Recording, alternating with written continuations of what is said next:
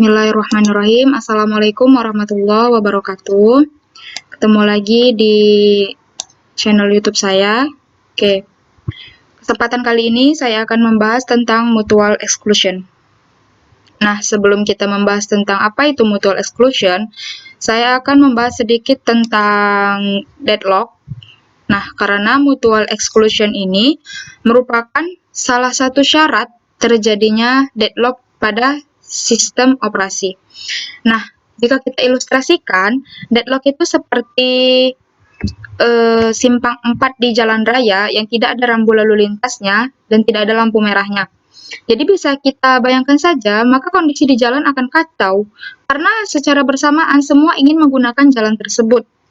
Nah, seperti itulah deadlock di mana ada proses yang ingin diproses secara bersamaan, namun saling menunggu sumber daya yang sama. Itu deadlock. Syarat untuk terjadinya deadlock ini ada 4. Yang pertama ada mutual exclusion yang akan kita bahas.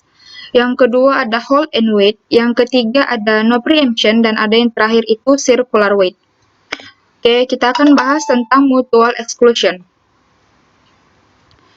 Pengertian mutual exclusion.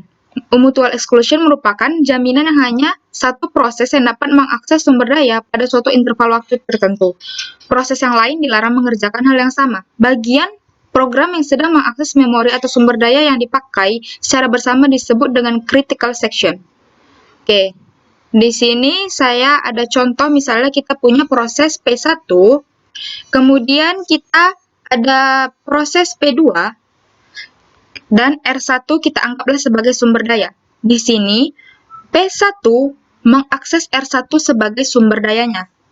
Nah, di saat waktu yang bersamaan, P2 juga ingin mengakses R1.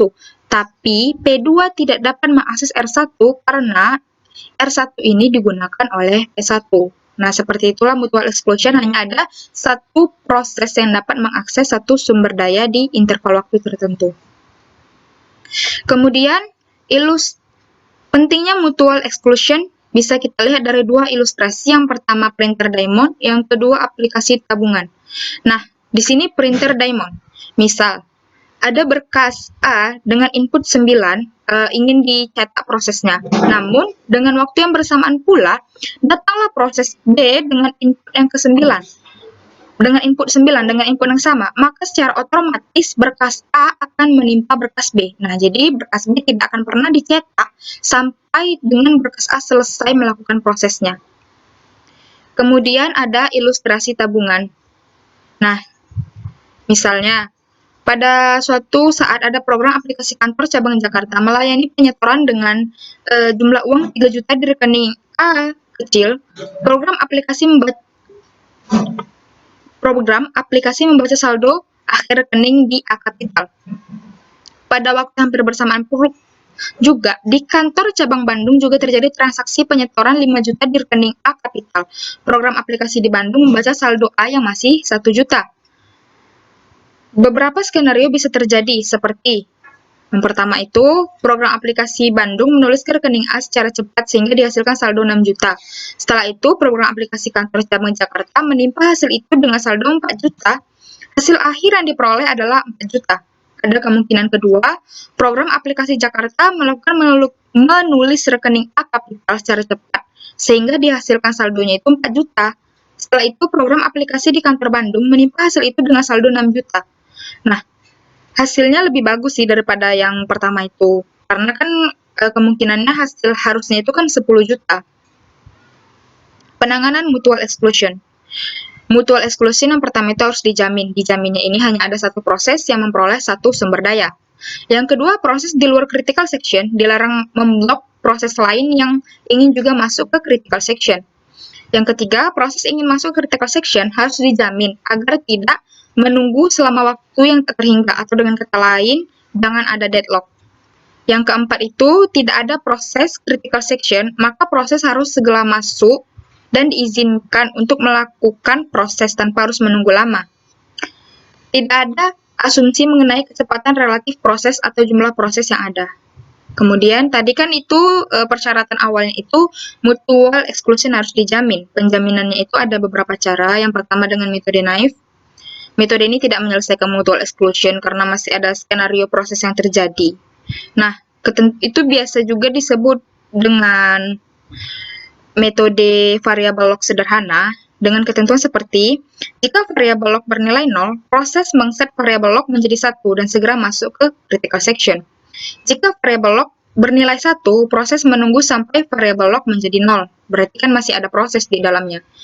Yang kedua itu metode situasi tertentu. Metode ini sering disebut metode pergantian secara ketat yang mengasumsikan proses yang hendak masuk ke critical section secara bergantian terus-menerus.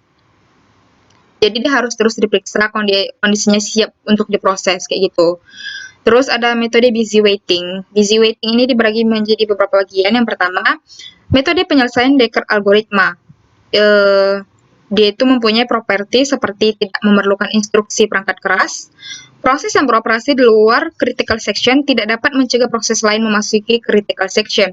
Proses yang ingin masuk critical section akan segera masuk bila dimungkinkan.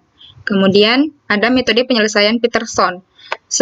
Sebelum masuk critical section, prosesnya itu dipanggil dulu di enter critical section. Namun sebelumnya proses memeriksa dulu apakah kondisinya aman. Terjadi busy waiting. Setelah selesai proses menandai pekerjaan dan mengizinkan proses lain masuk, keadaan awal tidak ada proses di critical section. Proses 0 akan masuk ke critical section, proses menandai elemen arraynya dan mengset turn ke 0.